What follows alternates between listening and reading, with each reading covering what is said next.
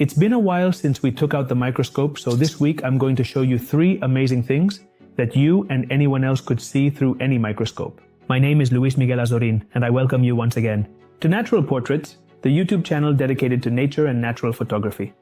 In the broadest sense we could imagine, get comfortable because everything I'm going to show you is within your reach, and you probably never imagined it could exist. This fantastic micro world so close to you.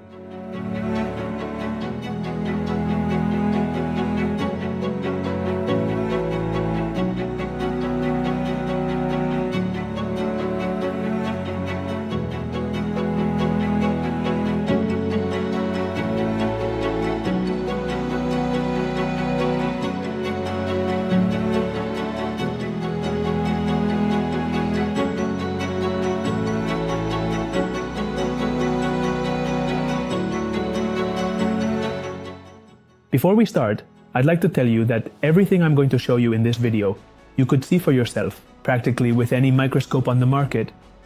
Even with toy educational microscopes, you can get good views of what I'm going to show you. However, not every microscope will allow you to apply certain techniques that I'm going to use, like the dark field technique, which can provide really impressive and very pictorial images, paying attention to the photographic aspect, which is what interests us most on this channel. In the video description and in the first comment, you have all the information about this microscope that I have here. And having said that, let's move on to the first preparation, which is something as simple as a smear from the inside of your cheeks. By making a simple smear from the inside of your cheeks, you'll get epithelial cells.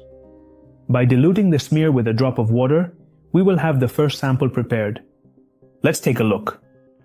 So these are the epithelial cells from the inside of my cheeks, just as we would see them through any optical microscope.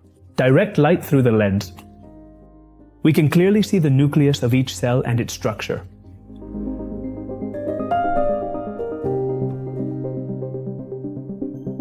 This is the image through the 10x objective, but we can go further. Now, we are looking at the epithelial cells through the 20x objective.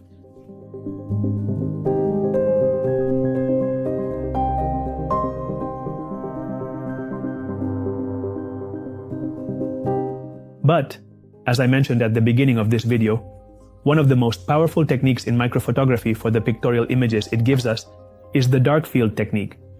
Let's apply it. Once in dark field, all that's left is to move around the sample and look for interesting compositions.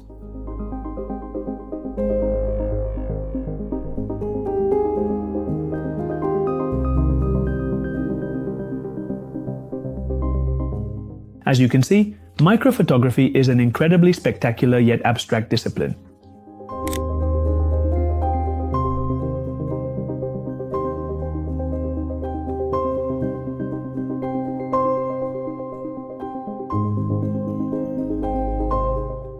The second preparation is something as simple and well known as blood. To obtain it, imagination. I'm going to use a small lancet to get a drop of blood.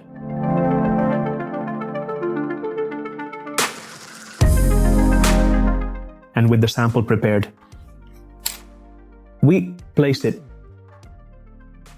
And let's take a look.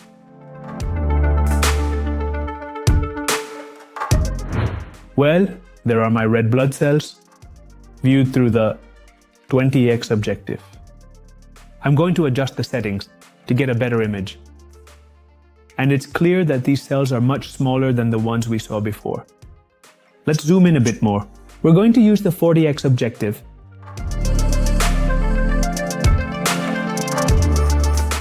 Now we have an image, much closer and more detailed. This is more or less what we could see through any microscope, even, as I mentioned, through educational microscopes that are almost like toys. But really, blood comes to life when we observe it in dark field.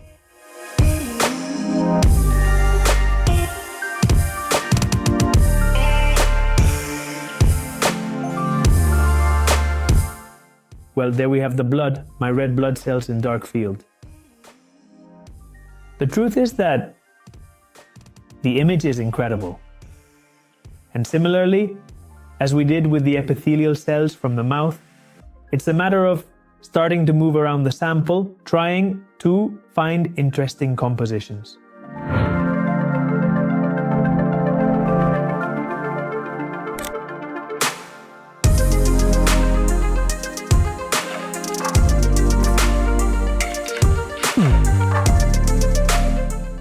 And now let's move on to the third preparation.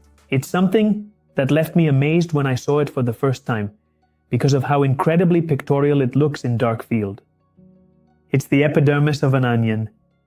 The epidermis of the onion is that little skin that gets left behind when we're cutting an onion sometimes. And yes, it's even better because it's a red onion. Let's place the sample under the microscope and take a look at it.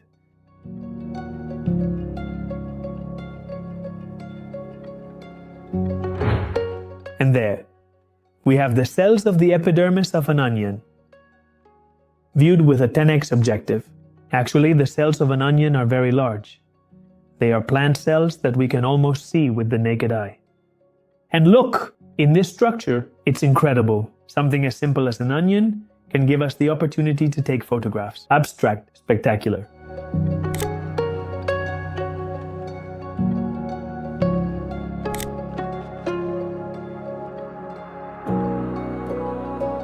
And this is just one of the filaments from the widest part of the onion that I've taken out. But if we go to the more purple parts, we're going to be amazed. Look at this. We can really get lost here, composing abstract images. Let's put it in dark field. Wow, spectacular. Look at this.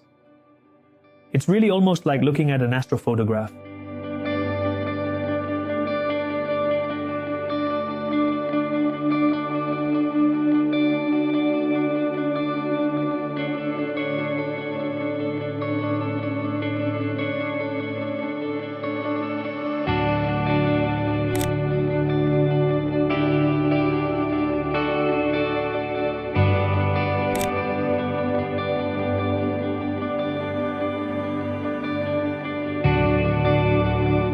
As you've seen, whether we go to the deepest and farthest parts of the universe, or to the smallest and closest, we are surrounded by wonderful invisible worlds that can reveal incredible images. I hope you enjoyed this video, and we'll see you again next week with what we love most: photography and nature here at Natural Portraits. Goodbye.